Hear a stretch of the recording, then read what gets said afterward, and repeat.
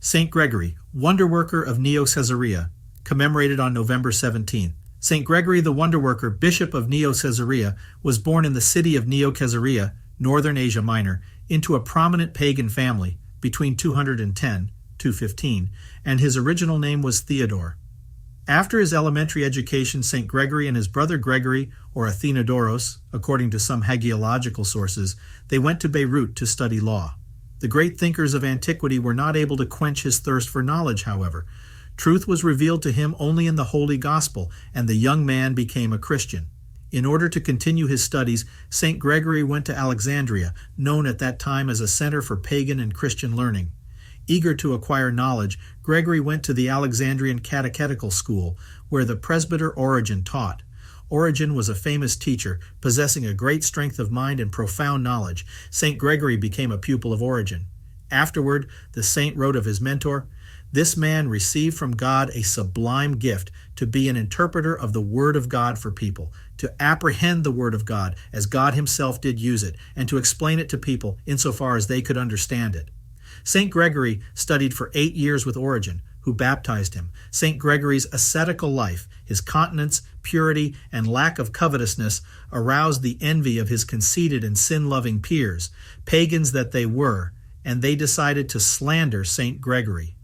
Once, when he was conversing with philosophers and teachers in the city square, a notorious harlot came up to him and demanded payment for a sin he had supposedly committed with her. At first, St. Gregory gently remonstrated with her, saying that perhaps she had mistaken him for someone else, but the profligate woman would not be silenced.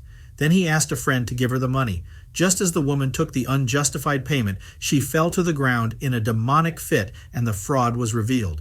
St. Gregory prayed over her, and the demon was expelled. This was the first of his miracles. After returning to Neocaesarea, the saint fled from worldly affairs, into which influential townsmen persistently sought to push him. He went into the desert, where by fasting and prayer he attained great spiritual heights, as well as the gifts of clairvoyance and prophecy. St. Gregory loved his life in the wilderness and wanted to remain in solitude until the end of his days, but the Lord willed otherwise. Learning of St. Gregory's ascetical life, Bishop Phaidamos of the Cappadocian city of Amasea decided to make him Bishop of Neocaesarea. But foreseeing in spirit the intention of Bishop Phaidamos, the saint hid himself from the hierarch's messengers who were sent to find him. Then Bishop Phaidamos consecrated Saint in absentia as Bishop of Neocaesarea, entreating the Lord to bless the unusual ordination. St. Gregory regarded the extraordinary event as a manifestation of God's will, and he did not dare to protest. This episode in the life of St. Gregory was recorded by St. Gregory of Nyssa, January 10th. He relates that St. Gregory of Neocaesarea received the episcopal rank only after Bishop Phaidamos had ordained him to all the canonical ranks. During this time, the heresy of Sabellius and Paul of Samosata began to spread. They taught falsely concerning the Holy Trinity.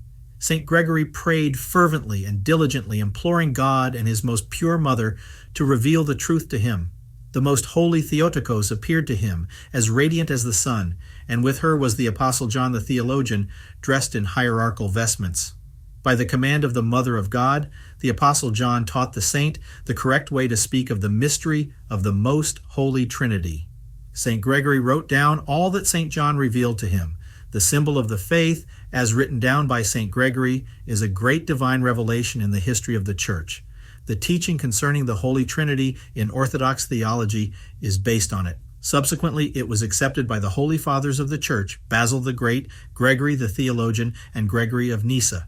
St. Gregory's symbol, creed, was later examined and affirmed in the year 325 by the First Ecumenical Council, showing its enduring significance for orthodoxy.